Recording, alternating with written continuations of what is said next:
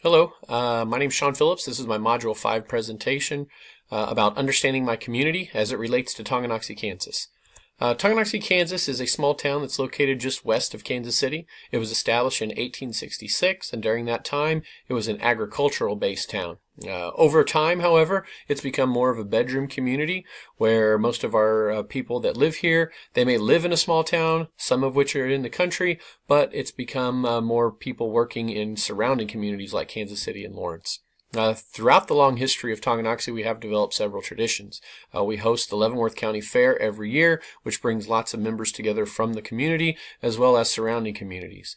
We host an annual Tongi Days to celebrate things related to Tonganoxie, and that brings a lot of people into the town.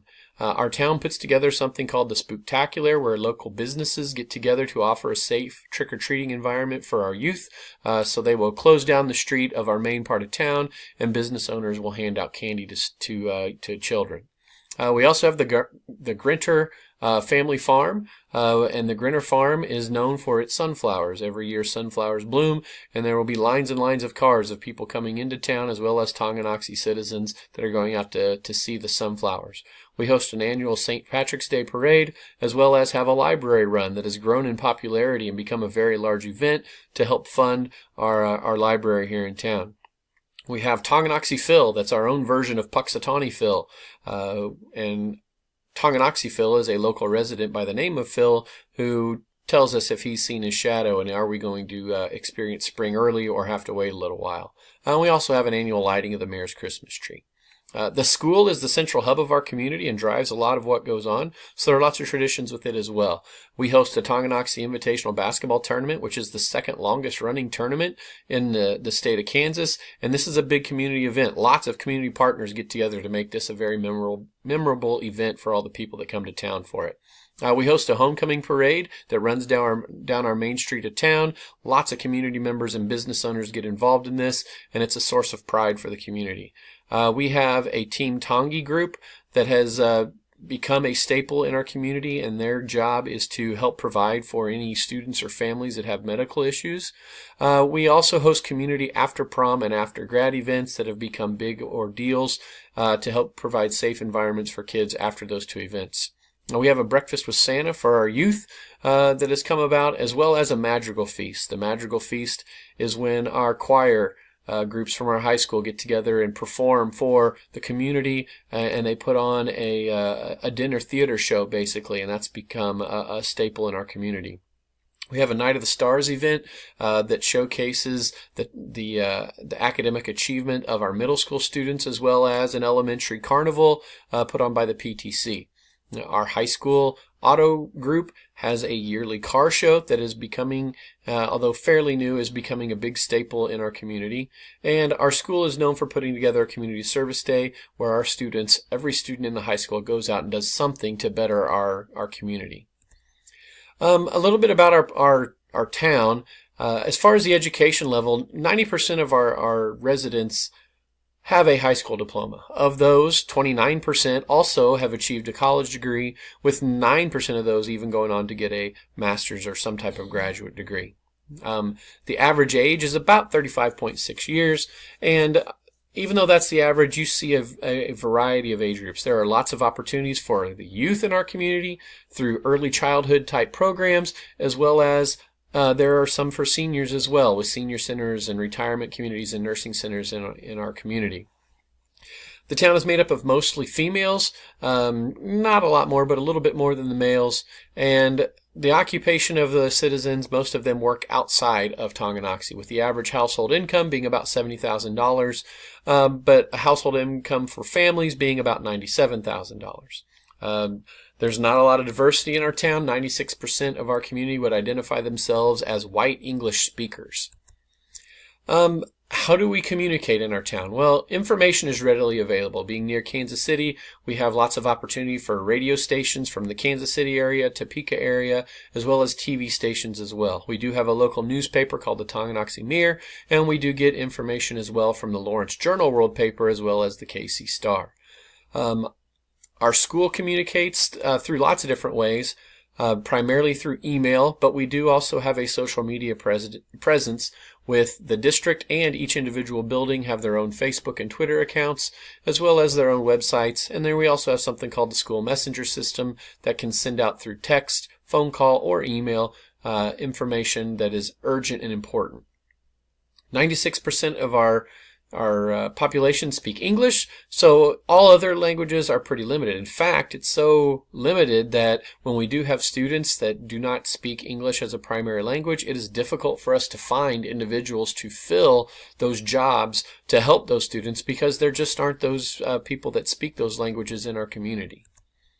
The different community groups. There are lots of different community groups that exist in our town. The Business Association is an active participant in our community. The Tonganoxie Friends of the Library help drive some civic duties, as well as the Civic Club. Our VFW plays an important role in our community. The Tonganoxie Education Foundation, they help supply scholarship opportunities and recognize students for academic achievement. We also have a community group known as the No Tyson and Tongi group that I'll talk about more later. And their focus has become trying to keep positive businesses coming into our community, one that won't be detrimental to our environment. We have the Tonganoxie Booster Club, as well as some online groups like the Tongi Sell and Shop and the Tonganoxie Neighborhood Watch. Local church organizations play a big role in our community, as well as the Rec Commission, and I mentioned Team Tongi earlier. Who are the leaders in our community? Well, typically people that have lived in the community for a long time, you know, those old family names that have been around forever, they typically hold a lot of clout, as well as business owners, especially those in the real estate business. People like Dan Lynch and John Evans would be ones in our community that hold a lot of influence.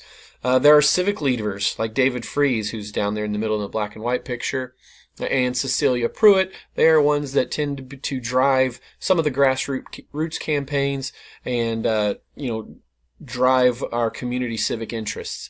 We have a Mayor, Jason Ward, who directs the city as well as city council, and we also have county commissioners. Interestingly enough, we're expanding in our county to 5 commissioners instead of 3 because the community itself didn't feel like the 3 was a big enough representation and didn't always have our best interests at hand.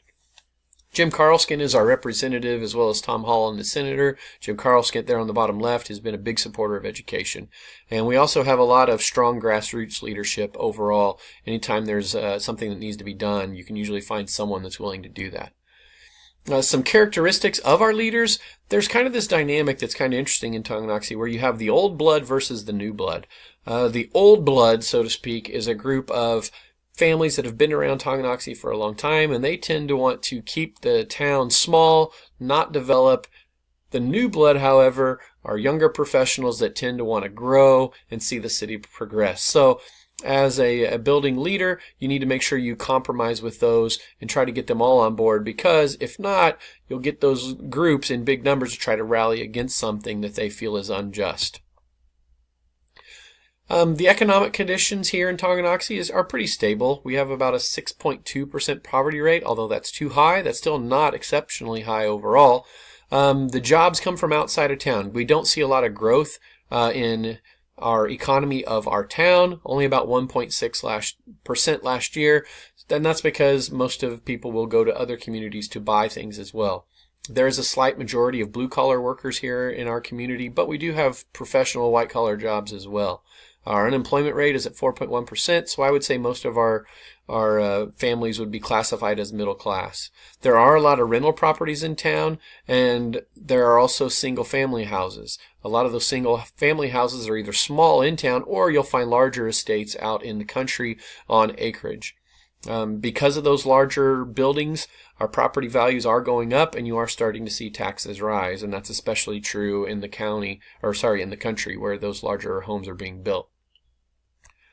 The political structure. In general, the history of our town, the community is hesitant to pay for new schools. We did pass a recent elementary bond issue, but there is a need for a new high school. That has been voted down before already, and it's something that's going to have to be navigated carefully.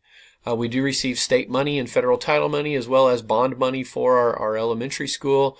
And of course our local mill levy provides as well as there are some individuals in the community that have set aside gifts and grants to help provide for the education of students.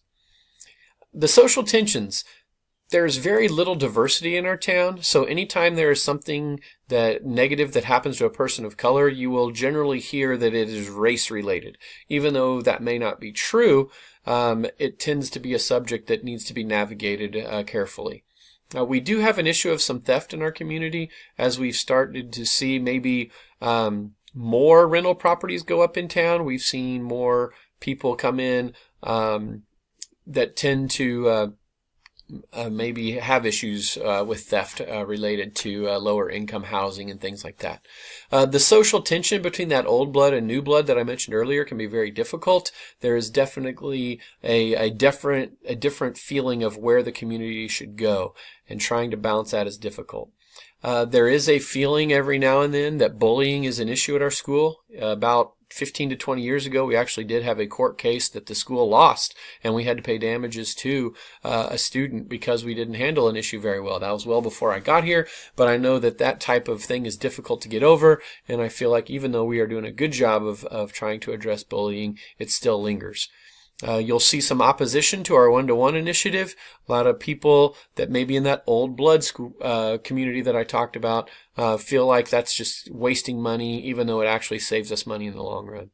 Our No Tyson and Tongi group, they can provide some tension because if you are not aware of this story, the Tyson Chicken Company wanted to build a processing plant in our community, and the community didn't want that to happen. So there was a big community outrage, big organization against it, and Tyson didn't come. But now other businesses are questioning if they want to try because they're afraid they may not get the political and community support needed for that to occur. Other ways that we can get information here, our school provides newsletters, websites, surveys all the time. We can look at census information. All of our school board information is on our website. Well, you can actually see a broadcast of it. Same thing with city council members or their meetings. And you can always go find out about what's going on with business through our Tonganoxie Business Association meetings.